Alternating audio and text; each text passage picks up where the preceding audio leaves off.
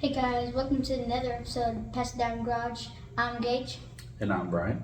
Today I will be interviewing my dad, asking him some questions about how he started to like racing, how he grew up and stuff, like how it was when he was a kid pretty much, or what his first car and everything was. So, All right. I say we start out by what was like the probably what made you start to like racing? Well, Grandpa, my dad, he owned a high performance machine shop, and so I grew up working on cars, helping him in the garage, and we'd go to the racetrack every. A lot of weekends, not a whole bunch, but while we had the Mustang, the Dodge running, we would go there a lot. And then he wrecked the Mustang, and then after that we kind of didn't go as much, but we had a station wagon that we would take, an old Fairmount station wagon and a Malibu station wagon, and we would take the 71 Corvette and race that, since we didn't have the Mustang since he wrecked it. So we didn't do as much when I was younger after the wreck, but it was the time that I was able to spend, with Dad, just me and him. So it was real special. So that really got it to where I started really liking cars and wanting to work on them and things like that. So yeah. What do you think really what was your first car and everybody's reaction with your first car and everything? My first actual car,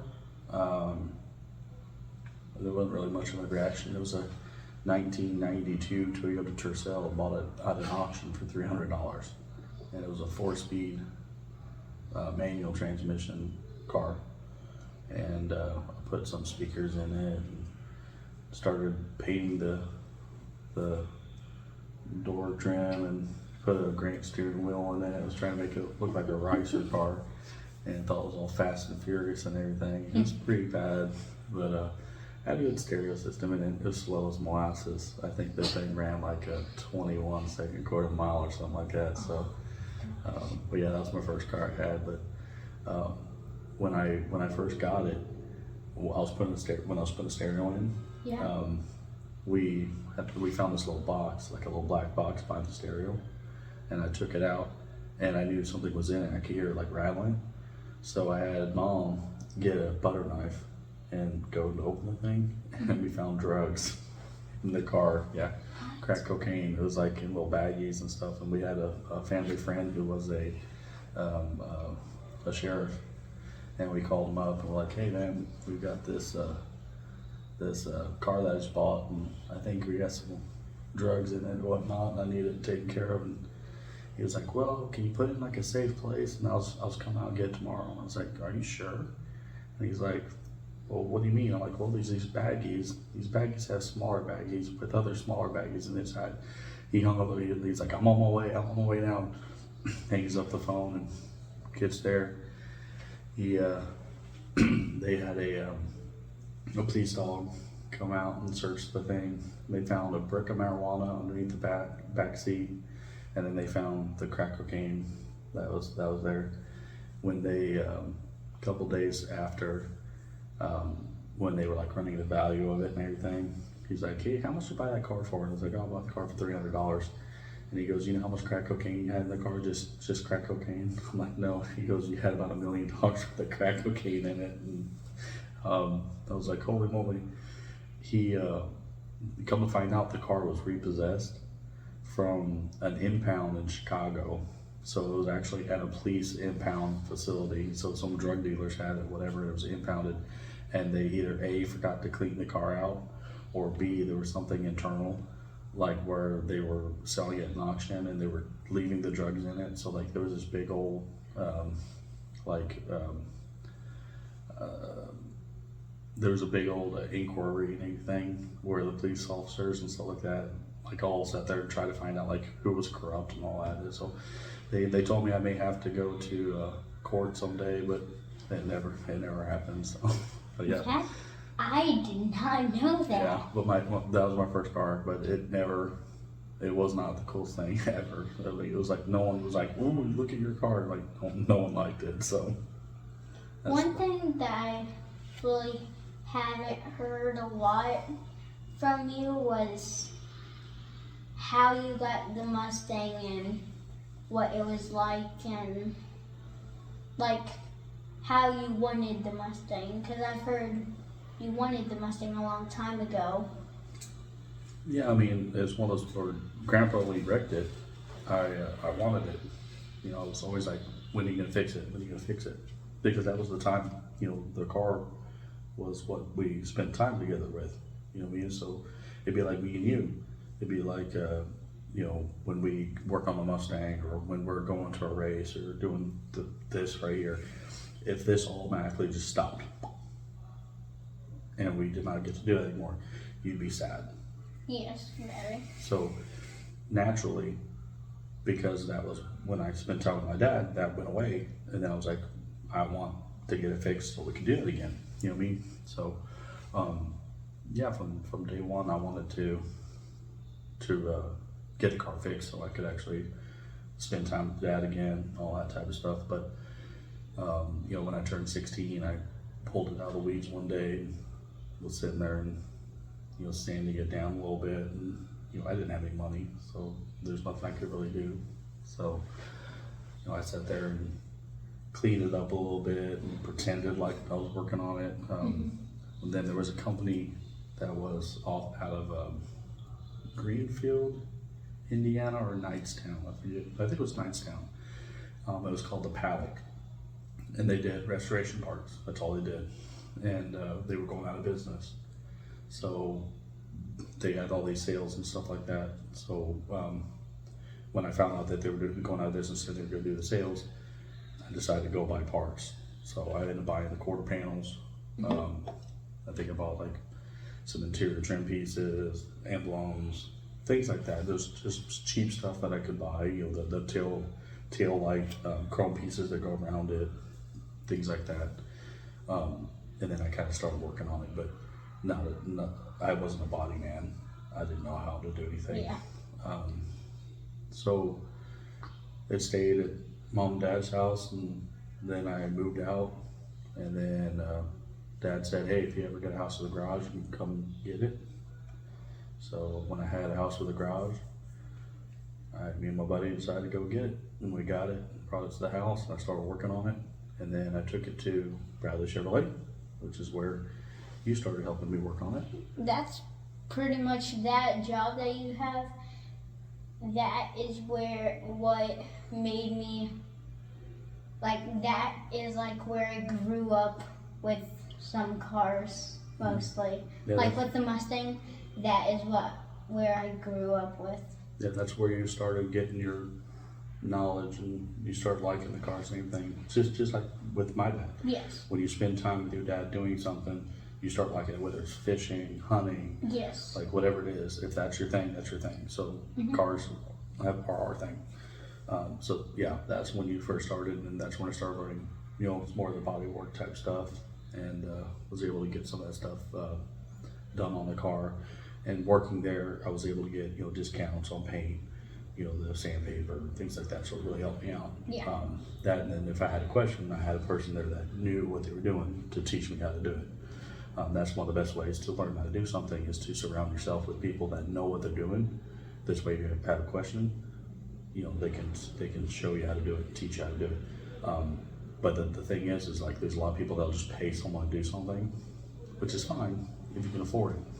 But when you pay someone to do something, then at that point you're not learning. You know what I mean?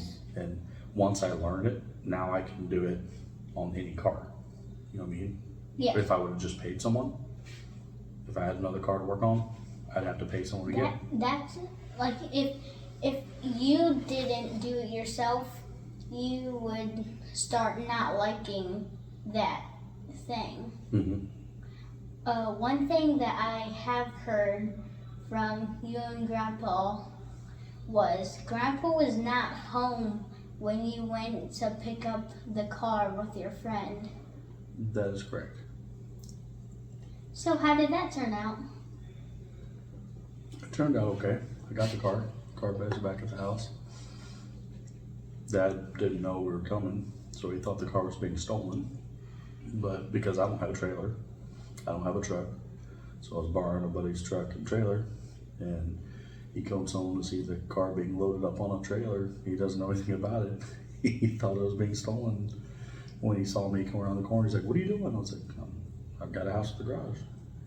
He's like, "All right." Went inside, grabbed the title and the keys, and handed it to me, and I drove her home. Started working on her. Took her all apart, cleaned the whole bottom end of it, put new undercoating on the thing, took all the front suspension off, put all new front suspension on it. Then we took it. We moved from Brownsburg by the drag strip. We moved to our house we're at now. Yeah. And then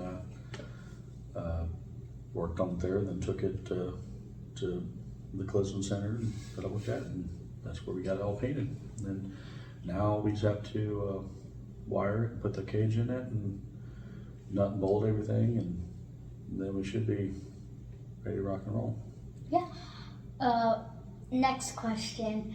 What made you... I know you have, when I asked you, like, for racing stories, when you were, like, I don't know, younger and had your fox body and stuff, when I've asked you, you used to street race before you started doing the drag racing. How did you start doing that? Well, I originally started, we were at the drag strips when we Yeah. first started. So, Dad, when I was little, he did the street racing thing. In Tampa, he raced on the Gandy Bridge and Fletcher Avenue, and he was with a lot of the heavy hitter guys that were down there.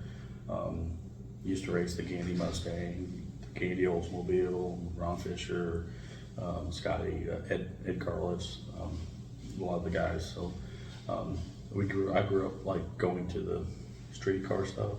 And then he eventually, because it was getting kind of dangerous down there, that he didn't really want me around it.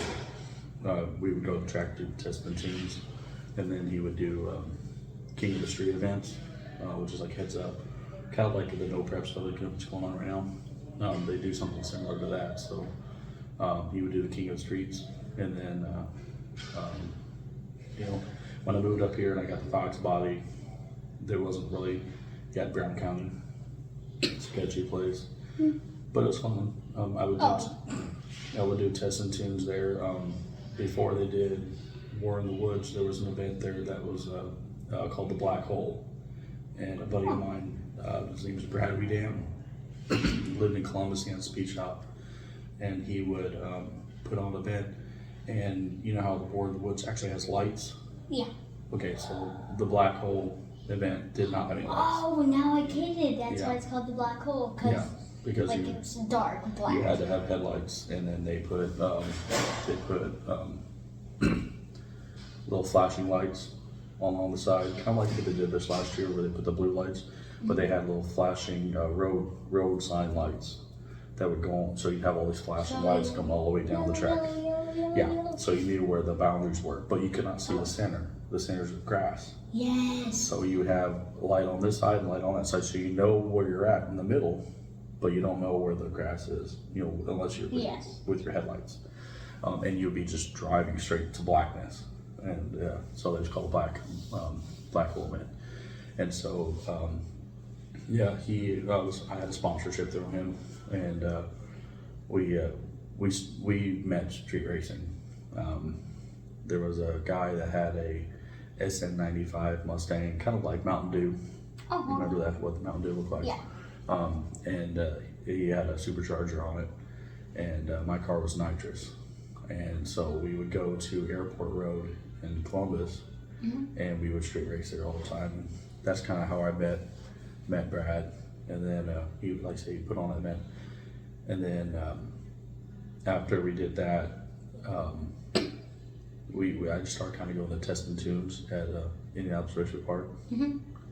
and I didn't really do much street racing after that. I just still cruised. I still did a little bit, but for the most part, I just did the test and tune stuff just to kind of see my times and kind of just chill out, and not have to worry I about. mostly hear that you would go and like have cruise points and car show points where you would just go ahead and stop at that point and just chill Yeah, we just had spots that we'd go to. and talk and Yeah, so, and that's good. We had car club. Yeah. We would just hang out and do car shows and things like that. For the Mustang, I really didn't do car shows. That was more of a race car until I got the Focus and started doing the autocross racing. yeah. I was driving the car an hour to work, an hour back, and putting that many miles on a race car or street strip car, that wasn't that good. Yeah. So, Mm. being young and dumb, that's just kind of how that went. What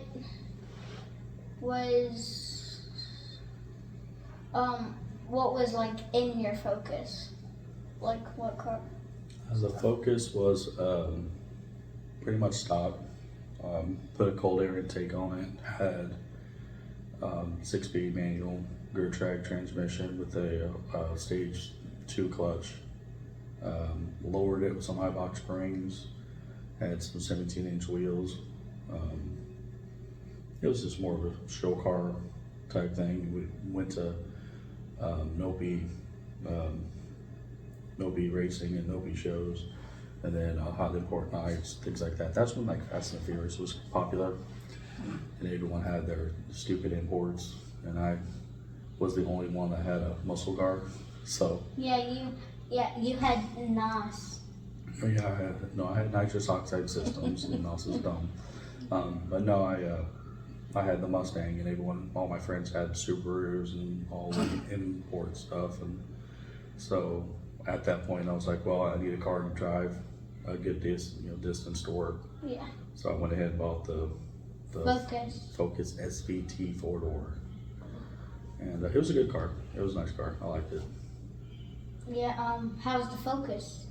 Focus was pretty good. Like I said, I did autocross with it in NCCA, and had a fiberglass rammer hood on it, and harness bar. Zoe said you had stars. No, I didn't have stars on That's it. what Zoe said. No, Not I me. didn't have stars on it. I had a Bride steering wheel with a 5-point harness with a harness bar, and then just everything else is like all stock, just like Borla exhaust, like just very mild, modified stuff, because I didn't really want to put a lot of money into it. I still put a lot of money into it, but I didn't want to put as much as I did. So Why did you sell the Focus? it's just getting old. Clutches on that thing were like over $800, and it was a pain in the butt to change, and some of the electrical stuff, window switches and things like that were just starting to not work as good. So it's just had 2 kids, and we needed something bigger, so we kind of got a bigger car. By then you got into the suburban vibe. Yeah. Well, Suburban. Yeah. Well, we did the Nissan Pathfinder first, then the Suburban. Yeah. I needed the Suburban to be able to tow. What was one of the scariest moments that you've ever had? Like in racing, street racing, or something kind of related to racing? Scariest moment. Those two scary moments. First one was when I first got the Fox body completed, and I put the nitrous on it. Oh. And I sat there and was on my way home from a girlfriend's house, and it was like 3 in the morning, and there was a spot that had this brand new, freshly paved road, perfectly smooth, beautiful. And so I was like, At the time, I had a thing what's called a Vericom. Vericom is a computer system that basically goes on your dash. You have little suction cups, you suction it on there, and it reads the G-force. So it's very similar to what they call now. They have a thing called a draggy, or even on our phones, they got the GPS systems, and they got track addict and things like that. So it basically uses. It didn't use GPS because they didn't have GPS then. It used just G-forces. You put in the weight of your car, and it would measure the G-forces, and it would be able to calculate how fast your car went in a quarter mile. So I turned the thing on, opened up the bottle, sat there and drove to this place. Nice concrete, did a nice little burnout, stopped the car, put it in gear, purged the nitrous. Wow. Made sure the computer system was working. Bam. And I'm at full speed, right? And I'm trapping, and there's a church zone. And I'm like, oh man, there's a church zone up here, I forgot. And sometimes there's a cop that sits in that parking lot because it's right there off the interstate, off of 74. Yeah. And sure enough, I'm sitting there in full speed. I look to the left and there's a cop sitting in the parking lot. I'm like, crap, I'm going to jail tonight. I'm going to jail. They're impounding my car. I'm going to jail. Slap the thing in neutral, sit there and pull over, turn my flashers on, and I had my license out. I'm out the window. I'm already holding it. Just I'm look at my mirror. Split second, there's nothing that happens. All of a sudden, the lights come on. He pulls out. Sister gets behind me. Comes up. Morning. Morning. Going a little fast here, huh? Yes, sir. Yes, sir. I just got a car rebuilt. Just put some nitrous on it. I was just testing it to see how it's doing. That's cool. And he sits here and he's like, what do you got done to it? And I tell him what I did to it and everything. He's like, that's pretty cool. And the whole time I'm holding my license up, he's not even taking it. And he's like, I got a car too. I was like, oh really? He's like, yeah, I got a 69 Camaro. I'm like, oh, that's cool, nice. Yeah. And he's like, yeah, you can use some, small tire car with a Pro Charger. Oh, well, that's cool. He sits here and I'm like, sir, are you gonna write me a ticket or anything? Because, my license right here. Oh, no. He goes, I was not clocking you or anything like that. He goes, I was sitting there watching TV or whatever because he had like a little TV or he's on his laptop or something like that. He goes, I just heard you around just go by. He goes, I don't know how fast you're going. I didn't clock you, so I can't write you a ticket because I don't know how fast you're going. I mean, he could have just looked at my Vericom and said how fast it was in a quarter mile, what my speed time was, and everything. But he's like, I don't know if that's accurate or not. He was just being really cool. So, so the cop sits there and says, nah, you're good. You're trying to be safe. You were honest with me. You stopped. You didn't run. No. He goes, but I live up the road. He goes, if you ever see he had an Explorer. He goes, if you ever have my Explorer out there, he goes, I'm home. He goes, stop by and I'll show you my car sometime. It's like, all right. So I sit there and it's probably about a month later and I'm driving by and your uncle Adam, he lived right across the street from him. So I sat there and drove and I see the car. I was like, man, I gotta stop. Like this guy could have took me to jail. I need to stop. So I stopped. He showed me his car. Awesome, silver and black Camaro. Beautiful car. As a matter of fact, I got a photo of this car. I got multiple photos of this car. I will put it and attach it right here. It was a nice car. And the Pro Charger on this thing, like the front bell housing, I mean, it was bigger than my head. It was huge. And this guy just did a whole bunch of it was like kind of like no prep, but it's small tire. It's prep. Yeah. But it was grudge racing. He did grudge racing with it. And so he showed me that thing and he had Wilwood frictionless brakes in the front. He spins the tire and we went in and got some drinks and came back out and the thing was still spinning. He's like, dude, this thing just puts my car to shame. And he asked me, he says, hey, he goes, give me your number. He goes, next time we're out, I'll give you a call. All right, so I give him my number. Probably about another Yeah, probably like another 2 or 3 weeks, whatever. I get a phone call and he's like, "Hey, we're gonna be meeting at Fat Daddy's in Shelbyville. Come meet us there, and then we'll be heading out from there." Okay, cool. At this point, I'm still just finishing high school, like that's all. Yeah. So, and it's in summer. I'm, working at Napa, and the place is right next door to Napa. So I get off work, I pull in there. We're all hanging out. There was a bar, and they had to wait till the bar, they're closing out the bar, and so I had to sit outside because I wasn't allowed to be inside. So I'm just sitting there, just talking to my buddies and stuff like that. Next thing you know, like 4 or 5 other cars show up, and we end up driving to 252 off of State Road 9. They had this road that was shut off. They were doing construction, and they were repaving it. And so we went out there, and we ended up street racing till 7 in the morning or something like that on this closed road. And so here I am, street racing a cop, right? Yeah. There was a couple of firefighters. There was a guy named Benny who also was in that town. And then there was another cop. And then at the cross street that we were using as our finish line, we had 2 cops on each side in their police cars. And they would turn their lights on each side to say who won. So we were sitting there just out there racing. I don't know if it was a community program or whatever to try to get street racers to do it in a safe manner or something like that. I don't know, but we had about 15 cars out there. We had this big old concrete slab that all this equipment was usually parked on. We all parked our cars there. And it was a cool, I was scared the whole time. I was scared because I'm like, hey, I'm with these cops. And I didn't know, I was like, dude, I don't know if this is an entrapment thing. Like a setup or something. Yeah, setup or whatever. But at the end of the day, it wasn't.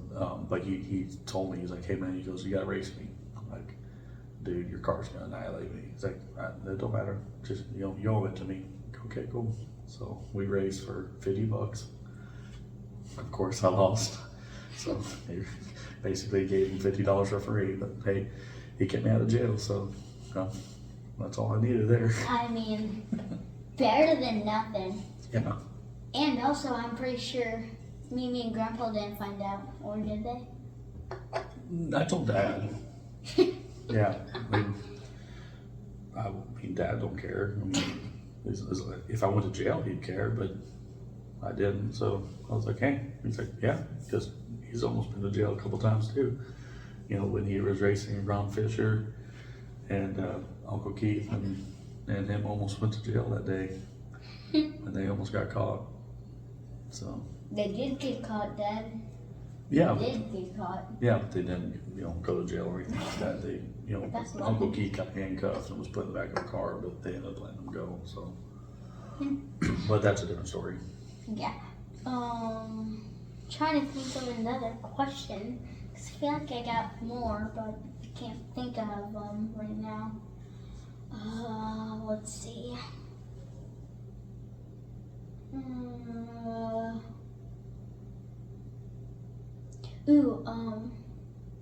How much of your friends' cars did you race, even if you haven't?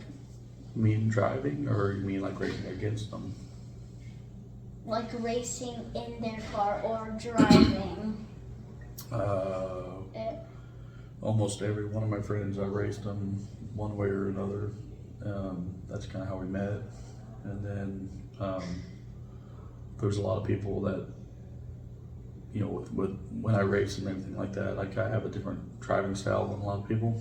So when we were at testing tunes and things like that, I would drive other people's cars, and I would actually run faster in their car than they would run it. Just because either A, they didn't know when to shift the car, or they just weren't, I don't want to say aggressive enough. They just weren't consistent with the driving of the car. So I would drive it, and I would run faster than, 10 faster or something like that. Yeah. So almost every friend that I had, if I got in their car for on the test and tune, I would run faster. So they would have me, they would say, Brian, get in my car, because I want a faster time slip. And I would race it, and then I'd run faster, and okay, get the time slip. I'm like, yeah, $10. Like, what? I'm like, I'm the one that drove it.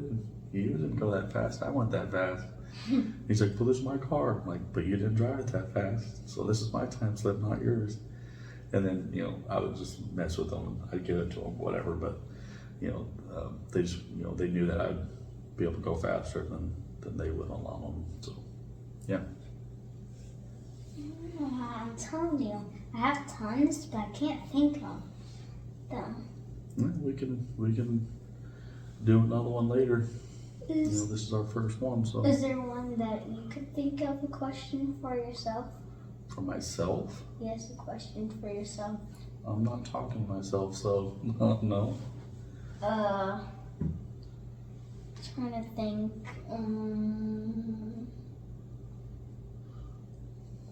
What was like the best moment you have had street racing, or just racing, or just spending time with your friends and stuff? Like moments that I remember the most. Yes, that are like special to you. What? When I was like real little, going to the U.S. not U.S. Nationals, the Gator Nationals with Dad. Saw Eddie Hill and Daryl Gwynn and all the legends of the sport and everything. And we had a friend, we used to call him Uncle Bob. He was in a wheelchair, and we used to always hang out. Anytime Dad was racing or whatnot, Uncle Bob would be like watching me, like one of them type things. So I miss Uncle Bob. He was pretty cool. In the Fox body, I would say my favorite was there was a guy who had a Chevelle and raced him for like $100, and beat him, and then he came back and he was like, hey, I want to race again, because it was like real close, whatever. He did not know I had nitrous, like at all. And the first run I did not have the nitrous on at all. And so he's like, hey, I want to run you again. And I was looking at his car and everything. I'm like, man, I don't know. He's like, dude, seriously, like let's go again. I'm like, all right, cool, whatever. So we put another like $50, I think it was.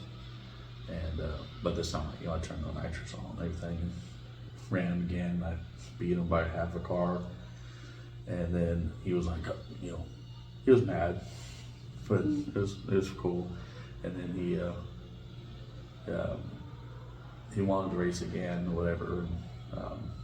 And I was like, nah, we're good at that point. But we ended up racing probably like 4 or 5 times, like throughout time, like not that same day, but a couple more times. He'd put nitrous on the car, then I'd run, then I'd do something to my car, and then we'd run him again. And he won some. I lost some. He won some. But for the most part, I came out ahead on that one. So with that's with the Fox body, and of course the cop story. That's like my ultimate coolest one with the Fox body.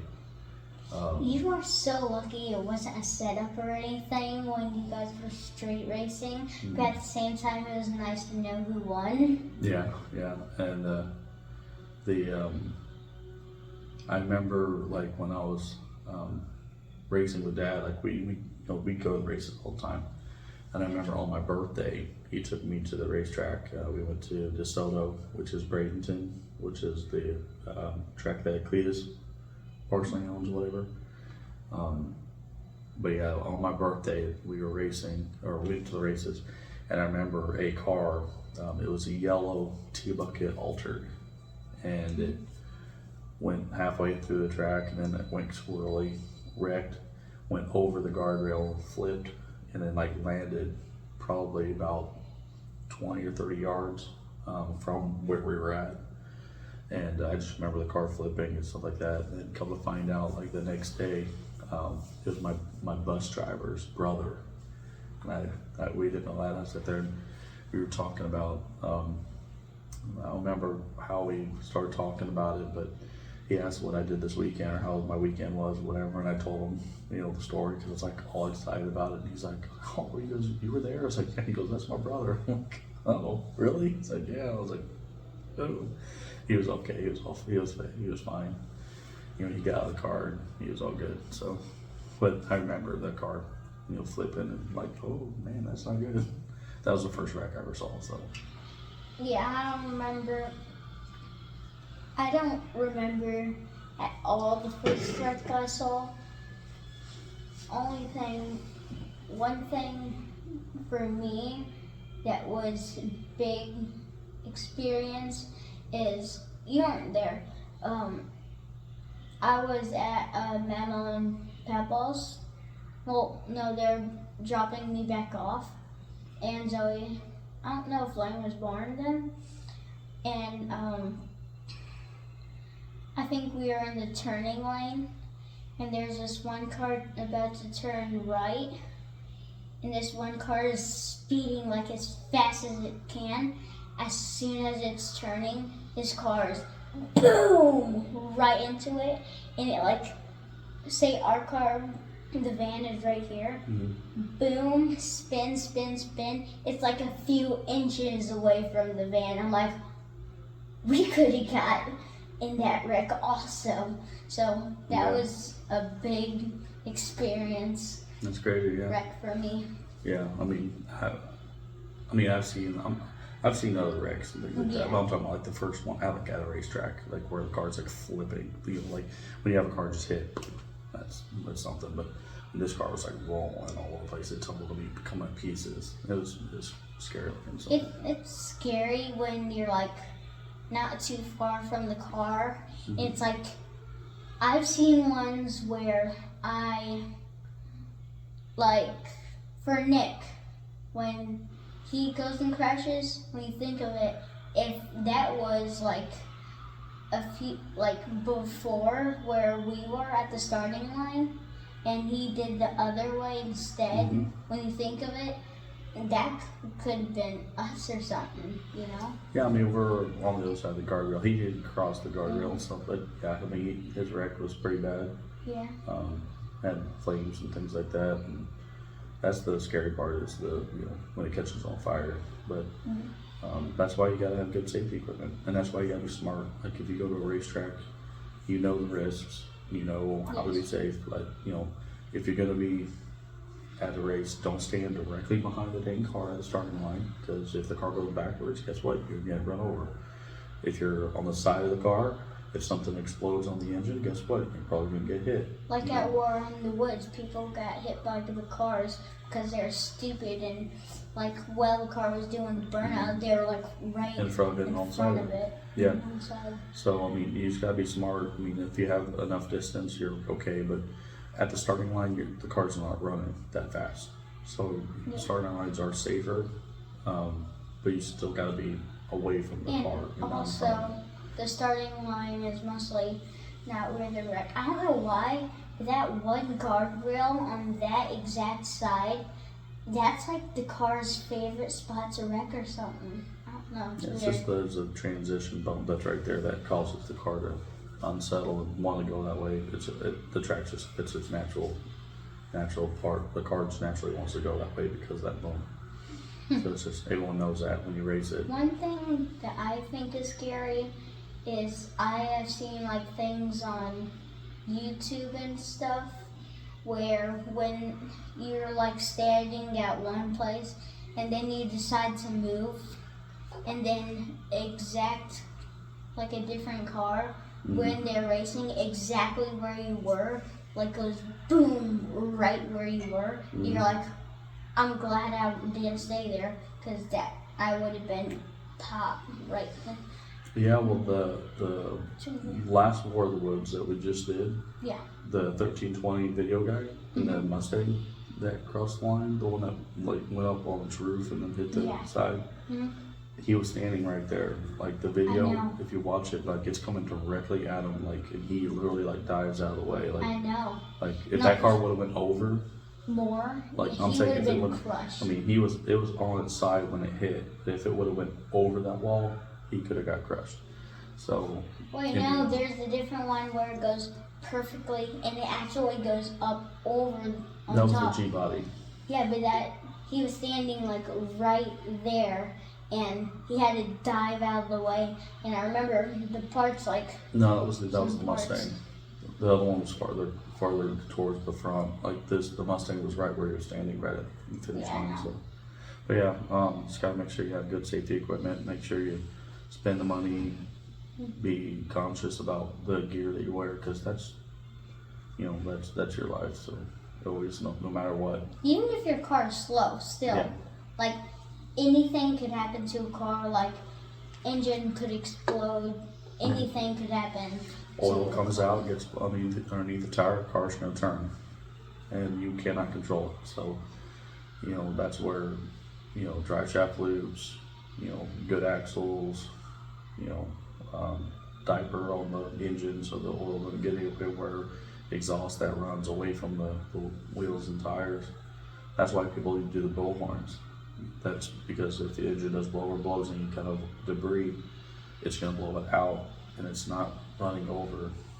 So, you know, I'm not doing that. I'm not putting blow horns on the Yeah. car, but I'm gonna have the exhaust where it's angled and put to where it goes in the center, and the wheels aren't gonna run it over. So. One wreck that I do remember at racetracks, actually, at a racetrack, we weren't close to it. I remember you were there. The car went and shifted to the side and flipped, and like they had at least 3, 4, 5 like barrels. If it was Dodge Colt, it rolled over like 6 times. The orange one. Yes, I'm pretty sure. Yeah. It's like, no, I'm sorry, it was red, white, blue. Yes, and the Yeah. I remember we went to the pits like a few minutes after, and so like he had all the parts set up there and lined up, and I'm like, ooh, that was a tough hit. Yeah, he rolled it 6 times, and we got that on video. That's on one of our YouTube, one of our races. I think we even have like just a short of it, just in slow motion, whatever. I remember he was like, send me that video. Here's my number, everything. Send me that video. I need to see what happened. Or yeah, I was the only one that videotaped it, and I think I ended up, if you watch it, it looked like his track bar or trailing arm on the differential buckled or broke, because the car was going good and it was going straight. yeah, And all of a sudden you see something in the suspension just kind of move like this. And when that happened, all of a sudden he goes one way, and he's trying to correct it to get it to go straight. And then that, as soon as it goes sideways, man, he was just tumbling. But yeah, he got out. He was safe. You know, mad enough to throw his helmet down and throw his jacket down. So, hey, you can be mad all you want, man. That means you're good. yeah. I remember he was like, I've seen tons of them where it like they'll go and they, as soon as they crash, even in their car, they're like, no, just yelling. And then as soon as they get out, it's always the helmet. And I feel like, to me, that's the worst part, because that's the one that gets scratched up, and then you have to buy a new one. Throw your jacket all you want. Your jacket, nothing's gonna happen to that. All that's gonna happen is it's gonna get a little sticky from the stuff. But other than that, throw your jacket all you want. Yeah, but if the helmet's already scratched, yeah, like if if the you helmet's already scratched, just don't you throw gotta it too hard. But either way, yeah. I mean, you don't. I mean, throwing the gloves, throwing the jacket, letting out frustration. I mean, you got adrenaline pumping. You're all, you know, adrenaline's going pretty bad right there. So it happens. Almost everyone does it. Well, because they just wreck their car. So at the same time, their mind's blown, because all they feel is boom, boom, boom, and mostly you can't you can't just think like, oh, what's happening and everything. All you think is, I'm crashing. You know, like, yeah, hold on. You're always thinking like this. And then I even see some of them where when they start crashing, they're like, if I try correcting it more, it could make it worse. They just close their eyes and... Well, it's one of those where if you're holding on to a steering wheel, if you hit the wall, and once you do that, it's going to jerk that wheel. Yes. And people break their hands, their wrists holding on to that steering wheel. So you might as well, once you're gone and you know you're gonna hit, let go, just brace yourself and get ready. So. And I see lots of racers make this mistake, and I know I will never make this mistake. If it's hard enough to go that way and you try correcting it and you feel it like not stopping, let off and start kind of easing the brake. You need to let off before that.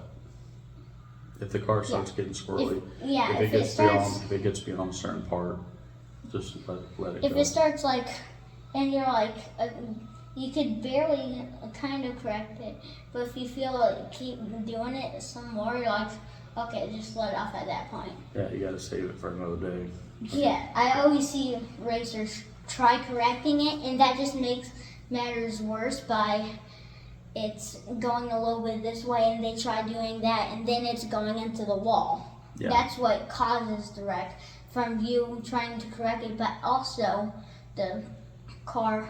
That's overcorrectness, but it's just getting loose. You know, the wheels get loose, Yes. tires get loose, and then you're trying to be a hero. At the point when you're trying to save it, just let off and let it coast. But even if you let it off, sometimes it's just there's no correcting it. Yes. You know, if the car's wanting to go one way and you can't correct it, so it's not always something you can fix. To me, as soon as I start racing, if I even start racing, I know one thing. When I'm a beginner and it's trying to get a little squirrely, I'm letting off. Yeah, you'll learn. Yes. With seat time, you'll learn what the car is comfortable doing, what's good to correct, what's not good to correct. Yeah, because when you have the car for a long time and you race it a lot, you get comfortable with it to where, like, if, say, you've been to that track a lot and you know there's a bump there, like, and it always kind of does a little boom. Keep going, because you know that's going to happen. But, like, for beginning, that's why you always do a launch and then you go a little bit, like, farther and then farther and farther. That's why you